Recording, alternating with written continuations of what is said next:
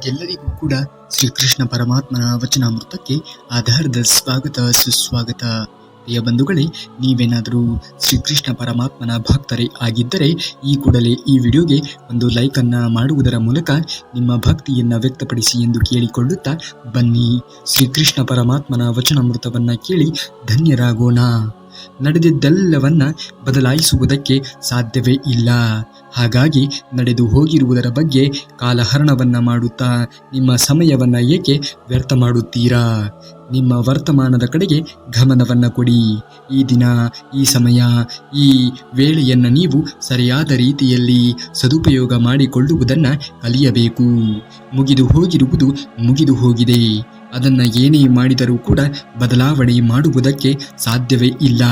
ಹಾಗಾಗಿ ಇಂದು ಆಗಬೇಕಾಗಿರುವಂತಹ ಕೆಲಸಗಳ ಬಗ್ಗೆ ಗಮನವನ್ನು ಕೊಡಬೇಕಾಗಿರುವುದು ನಿಮ್ಮದೇ ಆದ್ಯ ಜವಾಬ್ದಾರಿ ಆಗಿರುತ್ತದೆ ಎನ್ನುವುದನ್ನು ಮರೆಯಬೇಡಿ. ನಿಮ್ಮ ಸುಖ ದುಃಖಗಳಿಗೆ ನೀವು ಮಾತ್ರವೇ ಕಾರಣರು, ಬೇರೆ ಯಾರೂ ಕೂಡ ಕಾರಣರು ಆಗುವುದಕ್ಕೆ ಅಸಾಧ್ಯ. ಹಾಗಾಗಿ ಹಿಂದೆ ನಡೆದು ಹೋಗಿರುವುದರ ಬಗ್ಗೆ ನೆನೆಯುತ್ತಾ ಇಂದು ನೀವು ಕಾಲಹರಣವನ್ನು ಮಾಡುವುದರಲ್ಲಿ ಯಾವುದೇ ರೀತಿಯ ಪ್ರಯೋಜನ ಎನ್ನುವುದು ಇರುವುದಿಲ್ಲ. ಮುಂದೆ ಆಗಬೇಕಾಗಿರುವುದರ ಬಗ್ಗೆ ಯೋಚನೆಯನ್ನು ಮಾಡಿ. ಆಗ ಆಗುವುದೆಲ್ಲ ಒಳ್ಳೆಯದೇ ಆಗುತ್ತದೆ. ನಿಮ್ಮ ಸಹಾಯಕ್ಕೆ ನೀವು ಮಾತ್ರವೇ ಎನ್ನುವುದನ್ನು ಎಂದಿಗೂ ಕೂಡ ಮರೆಯಲೇಬೇಡಿ. ಕಷ್ಟ ಕಾಲದಲ್ಲಿ ನಿಮ್ಮ ಕೈಯನ್ನು ಹಿಡಿದವರನ್ನ ಎಂದಿಗೂ ಕೂಡ ಮರೆಯಬೇಡಿ. ನೀವು ಕಷ್ಟ ಬಂದಿತು ಎಂದು ಕುಗ್ಗುವುದಕ್ಕೆ ಹೋಗಬೇಡಿ. ಅದರಿಂದ ಮೆಟ್ಟಿ ನಡೆಯುವುದನ್ನು ಕಲಿಯಬೇಕು. ದುಃಖ, ಸಮಸ್ಯೆ, ಸಂಕಟಗಳನ್ನೆಲ್ಲವನ್ನ ಬದಿಗೆ ಒತ್ತಿ ಜೀವನದಲ್ಲಿ ನಾನು ಉನ್ನತವಾಗಿರುವಂತಹ ಹಂತಕ್ಕೆ ತಲುಪುತ್ತೇನೆ ಎನ್ನುವಂತಹ ಒಂದು ಮನೋಧೋರಣೆಯನ್ನು ನೀವು ಜೀವನದಲ್ಲಿ ಬೆಳೆಸಿಕೊಳ್ಳಬೇಕು. ನೀವು ಮಾಡುವಂತಹ ಕರ್ಮ ನಿಮ್ಮನ್ನೇ ಹುಡುಕಿಕೊಂಡು ಬರುತ್ತದೆ. ಆದ್ದರಿಂದ ಯಾರಿಗೂ ಕೂಡ ಜೀವನದ ಉದ್ದಕ್ಕೂ ಕೂಡ ಮೋಸವನ್ನ ಮಾಡುವುದಕ್ಕೆ ಹೋಗಲೇಬೇಡಿ. ನೀವು ಮಾಡುತ್ತಿರುವಂತಹ ಕರ್ಮಗಳ ಮೇಲೆ ನಿಮಗೆ ನಿಗಾ ಎನ್ನುವುದು ಇರಬೇಕು. ಜವಾಬ್ದಾರಿಯುತವಾಗಿರುವಂತಹ ಜೀವನ ಶೈಲಿಯನ್ನು ನೀವು ರೂಢಿಸಿಕೊಳ್ಳಬೇಕು. ಆಗುವುದೆಲ್ಲ ಒಳ್ಳೆಯದೇ ನಿಜ. ಆದರೆ ನಿಮ್ಮ ಜೀವನದಲ್ಲಿ ನೀವು ಮಾಡುತ್ತಿರುವಂತಹ ಕೆಲಸಗಳ ಮೇಲೆ ನಿಮಗೆ ಪರಿಜ್ಞಾನ ಎನ್ನುವುದು ಇರಬೇಕು. ಇತರರಿಗೆ ಕೆಟ್ಟದ್ದನ್ನ ಮಾಡುವುದಕ್ಕೆ ನೀವು ಯಾರು ತಾನೇ?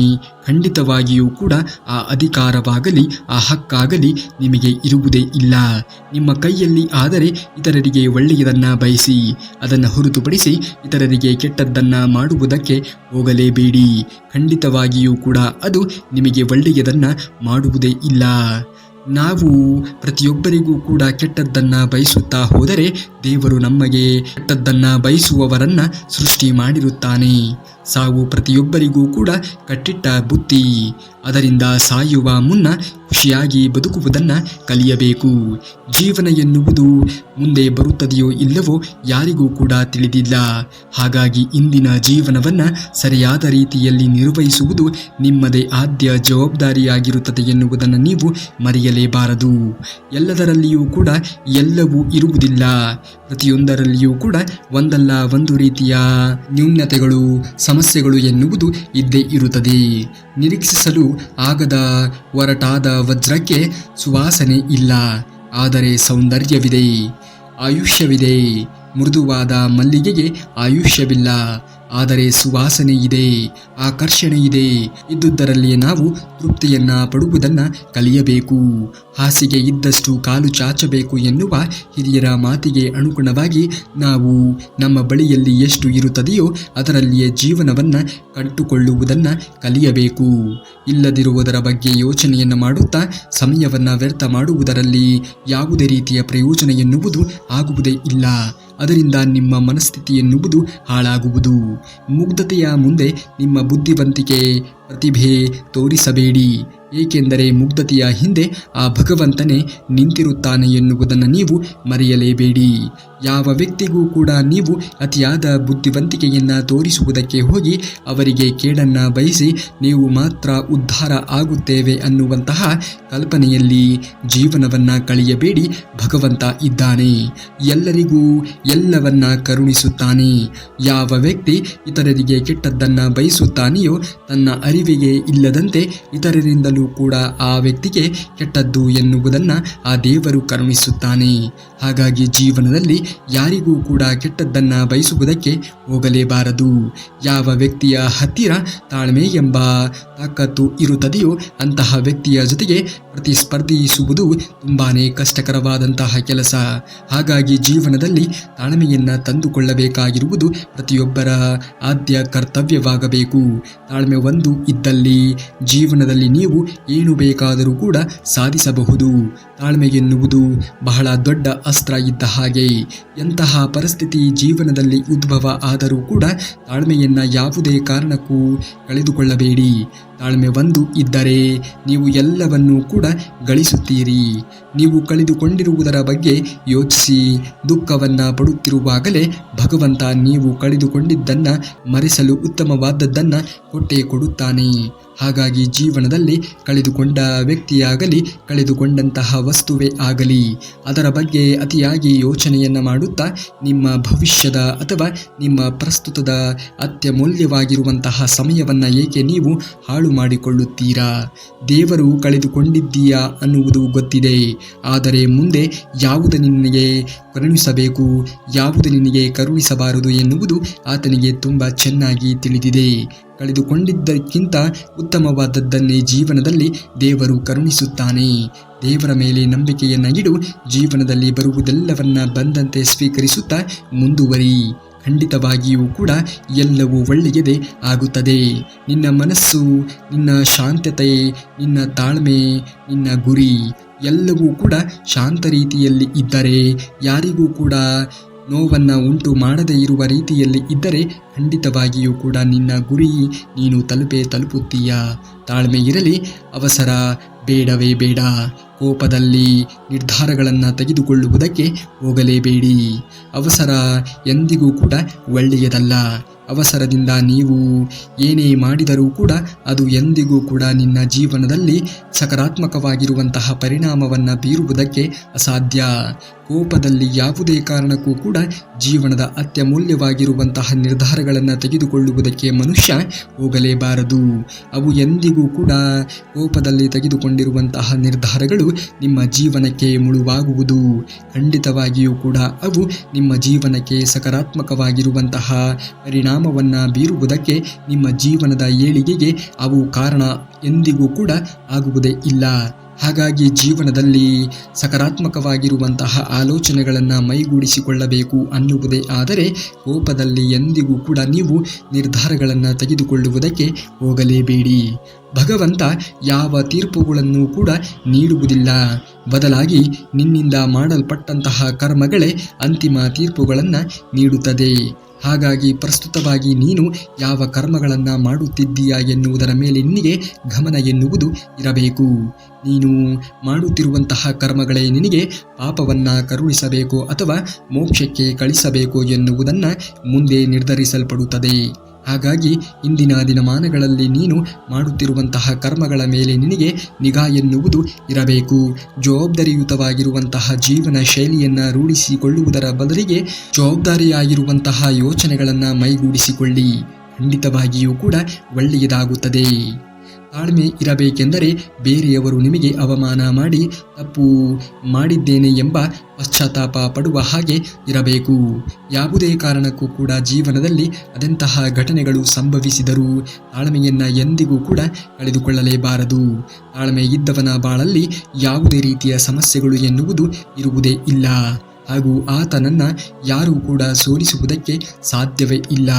ಇತರರನ್ನು ದೋಷಿಸುವ ಬದಲು ನಿಮ್ಮನ್ನು ನೀವು ಸರಿಪಡಿಸಿಕೊಳ್ಳಲು ಪ್ರಾರಂಭಿಸಿದಾಗ ನಿಜವಾದ ಬೆಳವಣಿಗೆ ಎನ್ನುವುದು ನಿಮ್ಮ ಜೀವನದ್ದು ಪ್ರಾರಂಭವಾಗುವುದು. ಹಾಗಾಗಿ ಇತರರಿಗೆ ನೀನು ಸರಿಯಿಲ್ಲ ಎಂದು ಟೀಕೆ ಟಿಪ್ಪಣಿಗಳನ್ನು ಮಾಡುವ ಬದಲು ನೀನು ಎಷ್ಟು ಸರಿಯಾಗಿ ಇದ್ದೀಯಾ, ನೀನು ಅವರಿಗೆ ಹೇಳುವುದಕ್ಕೆ ಎಷ್ಟು ಅರ್ಹನಾಗಿ ಇದ್ದೀಯಾ ಎನ್ನುವಂತಹ ಪ್ರಶ್ನೆಗಳನ್ನು ನಿಮ್ಮಲ್ಲಿ ನೀವೇ ಕೇಳಿಕೊಂಡಾಗ ಅದಕ್ಕೆ ಉತ್ತರ ಎನ್ನುವುದು ಸಿಕ್ಕೇ ಸಿಗುವುದು.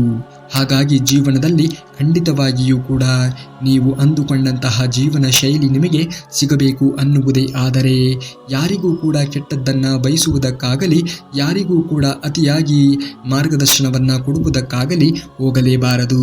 ಮಾರ್ಗದರ್ಶನವನ್ನು ಕೊಡಬೇಕು, ಆದರೆ ಕೊಟ್ಟಾಗ ಯಾವ ವ್ಯಕ್ತಿಯು ನಿಮ್ಮ ಮಾತಿಗೆ ಅನುಗುಣವಾಗಿ ತನ್ನ ಜೀವನ ಶೈಲಿಯನ್ನು ರೂಪಿಸಿಕೊಳ್ಳುವುದಕ್ಕೆ ಪ್ರಯತ್ನಗಳನ್ನು ಪಡುತ್ತಾನೆಯೋ ಅಂಥವರೊಂದಿಗೆ ಮಾತ್ರ ನಿರ್ದೇಶನಗಳಾಗಲಿ ಮಾರ್ಗದರ್ಶನಗಳನ್ನಾಗಲಿ ಅಥವಾ ವಿಚಾರಗಳನ್ನಾಗಲಿ ವಿನಿಮಯ ಮಾಡಿಕೊಳ್ಳುವುದಕ್ಕೆ ಹೋಗಬೇಕು. ಅದನ್ನು ಹೊರತುಪಡಿಸಿ ಇತರರಿಗೆ ನಿಮ್ಮ ಮಾರ್ಗದರ್ಶನವನ್ನು ನೀವು ಕೊಡುವುದರಲ್ಲಿ ಯಾವುದೇ ರೀತಿಯ ಪ್ರಯೋಜನ ಎನ್ನುವುದು ಆಗುವುದೇ ಇಲ್ಲ. ಸಮಯ ಎನ್ನುವುದು ಮಾತ್ರ ಹಾಳಾಗುವುದು. ಕುದಿಯುವ ನೀರಿನಲ್ಲಿ ನೆರಳು ಹೇಗೆ ಕಾಣಿಸುವುದಿಲ್ಲವೋ ಅದೇ ರೀತಿಯಲ್ಲಿ ತೊಂದರೆಗೆ ಒಳಗಾಗಿರುವಂತಹ ಮನಸ್ಸಿನಲ್ಲಿ ಪರಿಹಾರಗಳು ಎಂದಿಗೂ ಕೂಡ ಗೋಚರ ಆಗುವುದೇ ಇಲ್ಲ. ಹಾಗಾಗಿ ಜೀವನದಲ್ಲಿ ನೀವು ಯಾವುದೇ ರೀತಿಯಾಗಿಯೂ ಕೂಡ ತೊಂದರೆಗೆ ಒಳಗಾದಾಗ ಮನಸ್ಸಿನಲ್ಲಿ ಪರಿಹಾರಗಳು ಎಂದಿಗೂ ಕೂಡ ಸಿಗುವುದೇ ಇಲ್ಲ. ಆ ಸಮಯದಲ್ಲಿ ನೀವು ಯಾವುದೇ ರೀತಿಯಾಗಿಯೂ ಕೂಡ ನಿರ್ಧಾರಗಳನ್ನು ಆ ಸಮಸ್ಯೆಗೆ ಪರಿಹಾರವನ್ನು ಕಂಡುಕೊಳ್ಳುವುದಕ್ಕೆ ನೋಡಲೇಬಾರದು. ಆ ಸಮಸ್ಯೆಗಳಿಂದ ಆ ತೊಂದರೆಗಳಿಂದ ಸ್ವಲ್ಪ ಮುಂದೆ ಬಂದು ಶಾಂತ ಮನಸ್ಥಿತಿಯಿಂದ ಯೋಚನೆಯನ್ನು ಮಾಡಿ ನೋಡಬೇಕು. ಪ್ರತಿಯೊಂದು ಸಮಸ್ಯೆಗಳಿಗೂ ಕೂಡ ಪರಿಹಾರ ಎನ್ನುವುದು ಇದ್ದೇ ಇರುತ್ತದೆ. ಆದರೆ ನಾವು ಶಾಂತ ಚಿತ್ತದಿಂದ ಸಮಾನ ಮನಸ್ಥಿತಿಯಿಂದ ಯೋಚನೆಯನ್ನು ಮಾಡಿ ನೋಡಿದಾಗ ಅದಕ್ಕೆ ಪರಿಹಾರ ಎನ್ನುವುದು ಸಿಕ್ಕೇ ಸಿಗುವುದು. ಶಾಂತವಾಗಿ ಇರಿ ಮತ್ತು ಧೈರ್ಯದಿಂದ ನಿಮ್ಮ ಎಲ್ಲ ಸಮಸ್ಯೆಗಳಿಗೆ ಪರಿಹಾರವನ್ನು ಕಂಡುಕೊಳ್ಳಿ. ಖಂಡಿತವಾಗಿಯೂ ಕೂಡ ಪ್ರತಿಯೊಂದು ಸಮಸ್ಯೆಗೆ ಪರಿಹಾರ ಎನ್ನುವುದು ಇದ್ದೇ ಇರುತ್ತದೆ. ಶಾಂತವಾಗಿ ಇರುವುದನ್ನು ಜೀವನದಲ್ಲಿ ನೀವು ಕಲಿಯಬೇಕು. ಕಷ್ಟ, ಸಮಸ್ಯೆಗಳು, ನೋವುಗಳು ಪ್ರತಿಯೊಬ್ಬರಿಗೂ ಕೂಡ ಇದ್ದೇ ಇರುತ್ತದೆ. ಆದರೆ ಆ ನೋವುಗಳನ್ನು ಕಷ್ಟಗಳನ್ನು ನೀನು ಹೇಗೆ ಎದುರಿಸುತ್ತೀಯಾ, ಹೇಗೆ ಮೆಟ್ಟಿ ನಡೆಯುತ್ತೀಯಾ ಎನ್ನುವುದರ ಮೇಲೆ ನಿಮ್ಮ ಜೀವನ ಎನ್ನುವುದು ರೂಪಿತವಾಗುವುದು. ಕಷ್ಟದ ಸಮಯಗಳನ್ನು ಕೂಡ ನೀನು ಸಂತೋಷದಿಂದ ಸ್ವೀಕರಿಸುವುದನ್ನು ಕಲಿಯಬೇಕು. ಪ್ರತಿಯೊಬ್ಬರಿಗೂ ಕೂಡ ಕಷ್ಟ, ಸಮಸ್ಯೆಗಳು, ನೋವುಗಳು ಎನ್ನುವುದು ಬರುವುದು ಸಹಜ. ಆದರೆ ಕಷ್ಟ, ನೋವುಗಳು ಬಂದಾಗ ಹೇಗೆ ನೀನು ಅದನ್ನು ಸ್ವೀಕರಿಸುತ್ತೀಯಾ, ಹೇಗೆ ಅದರ ಜೊತೆಗೆ ನೀನು ಪ್ರತಿಕ್ರಿಯೆಗಳನ್ನು ನೀಡುತ್ತೀಯಾ ಎನ್ನುವುದರ ಮೇಲೆ ಆ ಸಮಸ್ಯೆಗಳು ನಿನ್ನ ಜೀವನದಲ್ಲಿ ಬಹಳ ಕಾಲ ಉಳಿಯಬೇಕು ಅಥವಾ ಆ ಕ್ಷಣವೇ ಹೊರಟು ಹೋಗಬೇಕು ಎನ್ನುವುದು ನಿರ್ಧಾರ ಆಗುವುದು. ಏನೇ ಬಂದರೂ ಕೂಡ ಸಂತೋಷವಾಗಿ ಸ್ವೀಕರಿಸುವುದನ್ನು ಕಲಿತುಕೋ. ಬರುವುದೆಲ್ಲವೂ ಬಂದಂತೆ ಸ್ವೀಕರಿಸಿದಾಗ ಅದಕ್ಕೆ ಪರಿಹಾರ ಎನ್ನುವುದು ನಿನ್ನಲ್ಲಿ ಸಿಕ್ಕೇ ಸಿಗುವುದು. ಪೂರ್ಣ ಜಗತ್ತನ್ನು ಗೆಲ್ಲಬಹುದು. ಆ ಒಂದು ಸಂಸ್ಕಾರ ಹೊಂದಿದ್ದರೆ ಎದ್ದ ಜಗತ್ತನ್ನೇ ಕಳೆದುಕೊಳ್ಳಬಹುದು. ಅಹಂಕಾರ ಮನುಷ್ಯನಲ್ಲಿ ಇದ್ದರೆ ಯಾವುದೇ ಕಾರಣಕ್ಕೂ ಕೂಡ ಜೀವನದಲ್ಲಿ ಎಂತಹ ಸ್ಥಿತಿಗೆ ನೀವು ಏರಿದರೂ ಕೂಡ, ಎಂತಹ ಮಟ್ಟಕ್ಕೆ ಬೆಳೆದರೂ ಕೂಡ ಅಹಂಕಾರವನ್ನು ಎಂದಿಗೂ ಕೂಡ ಮೈಗೂಡಿಸಿಕೊಳ್ಳಬೇಡಿ. ಅಹಂಕಾರ ಒಂದು ನಿಮ್ಮ ಜೀವನದಲ್ಲಿ ಇದ್ದರೆ ಎಂದಿಗೂ ಕೂಡ ನೀವು ಗಳಿಸಿಕೊಂಡಿರುವುದೆಲ್ಲವನ್ನ ಕಳೆದುಕೊಳ್ಳಬಹುದು. ಹಾಗಾಗಿ ಅಹಂಕಾರವನ್ನು ಮೈಗೂಡಿಸಿಕೊಳ್ಳಲೇಬೇಡಿ. ಎಲ್ಲರ ಜೊತೆಯಲ್ಲಿ ಇರುವಂತಹ, ಎಲ್ಲರಂತೆ ನಗು ನಗುತ್ತಾ ಇರುವಂತಹ ಮನಸ್ಥಿತಿಯನ್ನು ಬೆಳೆಸಿಕೊಳ್ಳಿ. ಅಷ್ಟು ಬಿಟ್ಟರೆ ಎಲ್ಲರೂ ನಮ್ಮವರೇ ಎಂದು ಹೆಮ್ಮೆಯನ್ನು ಪಡುವುದಕ್ಕೆ ಹೋಗಲೇಬೇಡ. ಏಕೆಂದರೆ ಈ ಜಗತ್ತು ಎನ್ನುವುದು ನಟನೆಯಿಂದ ಕೂಡಿದೆ. ಈತನ ಮನುಷ್ಯನ ಪ್ರೇಮ ಎನ್ನುವುದು ವಿಷಕ್ಕಿಂತ ಅಪಾಯಕಾರಿ ಎನ್ನುವುದನ್ನು ನೀನು ಮರೆಯಲೇಬೇಡ. ಇಂದು ಎಲ್ಲರೂ ಕೂಡ ಅವರ ಸ್ವಾರ್ಥಕ್ಕಾಗಿಯೇ ಯೋಚನೆಗಳನ್ನು ಮಾಡುತ್ತಾರೆ ವಿನಃ ಯಾರೂ ಕೂಡ ನಿಮ್ಮ ಮನಸ್ಥಿತಿಗಳಿಗೆ ಅನುಗುಣವಾಗಿ ಯಾರೂ ಯೋಚನೆಗಳನ್ನು ಮಾಡುವುದಕ್ಕೆ ಹೋಗುವುದೇ ಇಲ್ಲ. ಅವರ ಸ್ವಾರ್ಥತೆ ಎನ್ನುವುದು ತುಂಬಾನೇ ಮುಖ್ಯವಾಗಿರುತ್ತದೆ ಪ್ರತಿಯೊಬ್ಬರಿಗೂ. ಅವರ ಸ್ವಾರ್ಥತೆ ಮುಗಿದ ಮೇಲೆ ನಿಮ್ಮನ್ನ ಲೆಕ್ಕಕ್ಕೆ ಇಲ್ಲದವರಂತೆ ದೂರಿ ಬಿಡುತ್ತಾರೆ. ಕುಟುಂಬದ ಸದಸ್ಯರು ಶತ್ರುಗಳಂತೆ ಕಾಣಿಸಲು ಪ್ರಾರಂಭಿಸಿದಾಗ ಮತ್ತು ಅಪರಿಚಿತರು ನಿಮ್ಮ ಸ್ವಂತದವರಂತೆ ಕಾಣಿಸಲು ಪ್ರಾರಂಭಿಸಿದಾಗ ವಿನಾಶ ಸಮಯ ಹತ್ತಿರದಲ್ಲಿ ಇದೆ ಎಂದು ಅರ್ಥವಾಗುವುದು. ಹಾಗಾಗಿ ಜೀವನದಲ್ಲಿ ಎಲ್ಲರೊಂದಿಗೂ ಖುಷಿಯಾಗಿ ಇರುವುದನ್ನು ಕಲಿತುಕೊಳ್ಳಬೇಕು. ಜೀವನ ಎನ್ನುವುದು ಏನೂ ಕೂಡ ಇಲ್ಲ. ಜೀವನದಲ್ಲಿ ನೀವು ಎಲ್ಲವನ್ನ ಪಡೆದುಕೊಳ್ಳಬೇಕು ಅನ್ನುವುದೇ ಆದರೆ ಸಮಯ ಸಂದರ್ಭ ಹೇಗೆ ಬರುತ್ತದೆಯೋ ಅದನ್ನೆಲ್ಲವನ್ನ ಮೆಟ್ಟಿ ನಡೆಯುವುದನ್ನು ಕಲಿಯಬೇಕು. ಬಯಸಿದ್ದೆಲ್ಲವೂ ಕೂಡ ನಿನಗೆ ಸಿಗುವುದಿಲ್ಲ. ನಿನಗೆ ಏನು ಸಿಗಬೇಕು ಅದು ಖಂಡಿತವಾಗಿಯೂ ಕೂಡ ಕಾಲಾನಂತರದಲ್ಲಿ, ಸಮಯ ನಂತರದಲ್ಲಿ ಸಿಕ್ಕೇ ಸಿಗುತ್ತದೆ. ಸಿಗದೇ ಇರುವುದರ ಬಗ್ಗೆ ಅತಿಯಾಗಿ ಯೋಚನೆಗಳನ್ನು ಮಾಡುತ್ತಾ ಸಿಕ್ಕ ವಿಷಯಗಳ ಬಗ್ಗೆ ನೀನು ತಲೆಯನ್ನ ಕೆಡಿಸಿಕೊಳ್ಳದೆ ಇದ್ದರೆ ಸಿಕ್ಕಿರುವಂತಹ ವಿಷಯವೂ ಕೂಡ ನಿನ್ನಿಂದ ತಪ್ಪಿ ಹೋಗುವುದು. ನಿನಗೆ ಯಾರೂ ಇಲ್ಲ ಎಂದು ನೊಂದಿ ಬದುಕುವುದಕ್ಕೆ ಹೋಗಬೇಡ. ಜೀವನದಲ್ಲಿ ನನಗೆ ಎಲ್ಲರೂ ಕೂಡ ಇದ್ದೇ ಇದ್ದಾರೆ. ಎಲ್ಲರೂ ನನ್ನ ಸಮಸ್ಯೆಗೆ ಪರಿಹಾರವನ್ನ ಕಂಡುಕೊಳ್ಳುವುದಕ್ಕೆ ಬರುವುದಿಲ್ಲ. ಆದರೆ ದೇವರು ಎನ್ನುವವನು ನನ್ನ ಬಳಿಗೆ ಖಂಡಿತವಾಗಿಯೂ ಇದ್ದೇ ಇರುತ್ತಾನೆ. ನಾನೇ ಇದ್ದ ಮೇಲೆ ಇನ್ಯಾರು ಬೇಕು ಎಂದು ಹೇಳುತ್ತಾನೆ ಆ ಭಗವಂತ ಶ್ರೀಕೃಷ್ಣ ಪರಮಾತ್ಮ. ಹಾಗಾಗಿ ಜೀವನದಲ್ಲಿ ಛಲದಿಂದ ಬದುಕುವುದೇ ನಿಜವಾದ ಜೀವನ.